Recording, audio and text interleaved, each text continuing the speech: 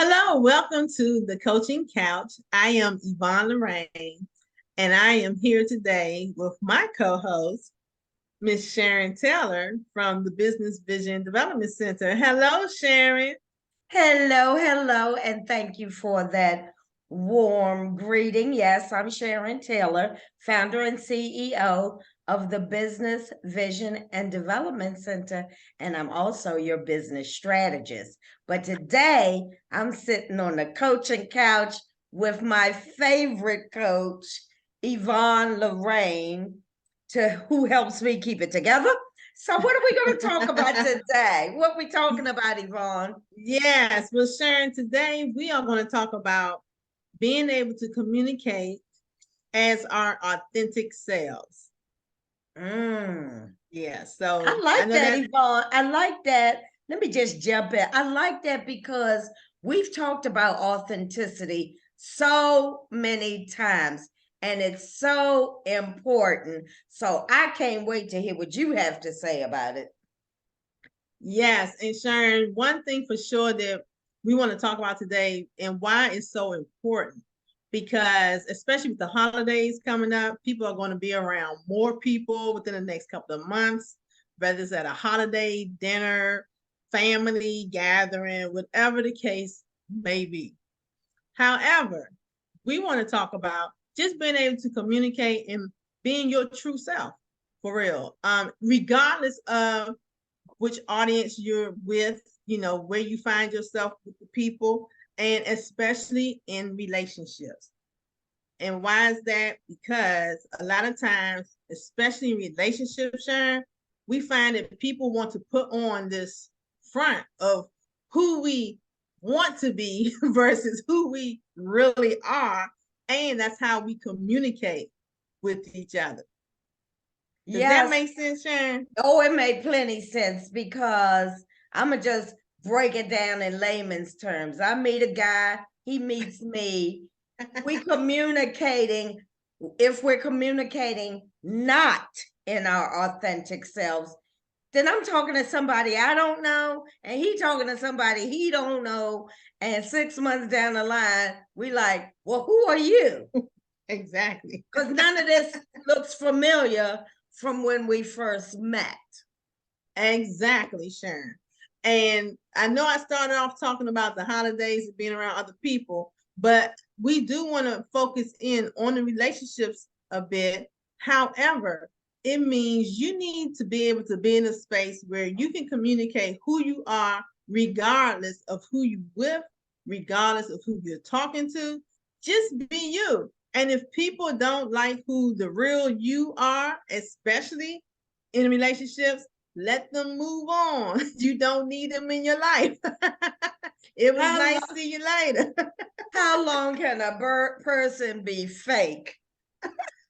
Woo! And that I'm is telling a you, lot of work and energy. They see you somewhere else. You're at the pizza shop cussing and fussing and showing your behind, and you turn around and there they are, and they thought you were a lady. and then you go, you switch the mics real quick. Yep, the hand starts to spin around, and then hello, I didn't see you back there. What a pleasure. Yeah, well, we know that, and we making a little light of it and, having a little fun with it. But it really is a real important situation, because the real thing is, why don't we communicate as our authentic selves? That's the true question. Because who are we trying to impress? What groups are we trying to be a part of? Look, what issues within ourselves do we need to deal with, that we have to put on these other masks of who we are going to be, instead of just being our authentic selves? There is a true reason why, Sharon. Why, and whether people are honest with it or not, there's a reason why. And let me speak a little bit to that in terms of my own experience. And I tend to be less authentic with family members because I don't want to hurt their feelings Oh, because I have a way of speaking that can be tart, but I'm always speaking with love, but they don't see it. They always, think I'm being aggressive, assertive, or mean, but that's not the case. So, again, with family relationships, I tend to be less authentic.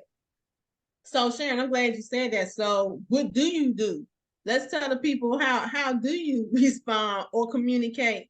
Because in that case, then you're not necessarily allowing yourself to communicate as the norm, right? Right. So how challenged are you in trying to do communicate differently for the sake of? Can you share that? Yeah, I can.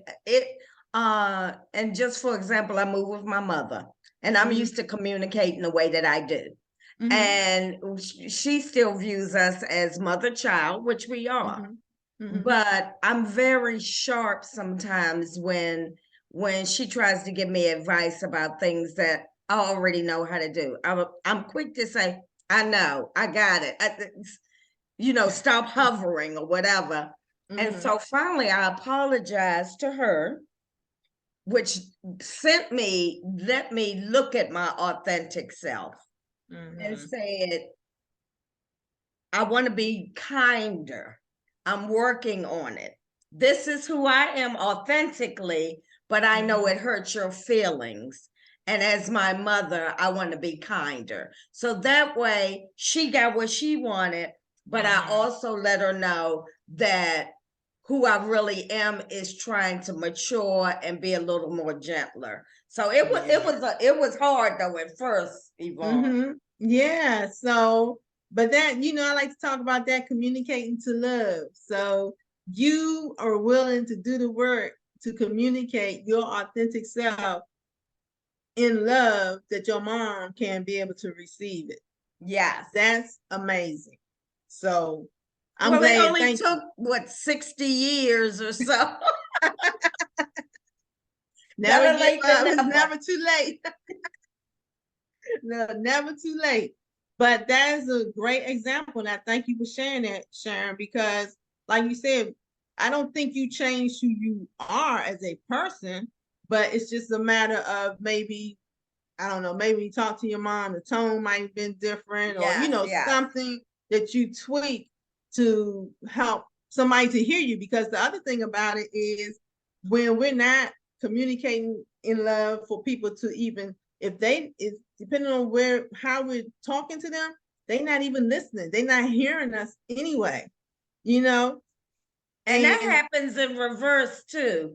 If I know somebody's personality, their authentic self is mm-hmm. sharp, their tone is sharp, and I know that, and I've known them, but when it's directed at me, I don't hear you anymore. I Yeah. just stop hearing you, and then it's a back and forth then. Mm-hmm. And Mm-hmm. so I've also learned to, one, understand that this is who they are authentically, but also to have my voice to say, I hear you, but I don't like being spoke to in that way or in that manner.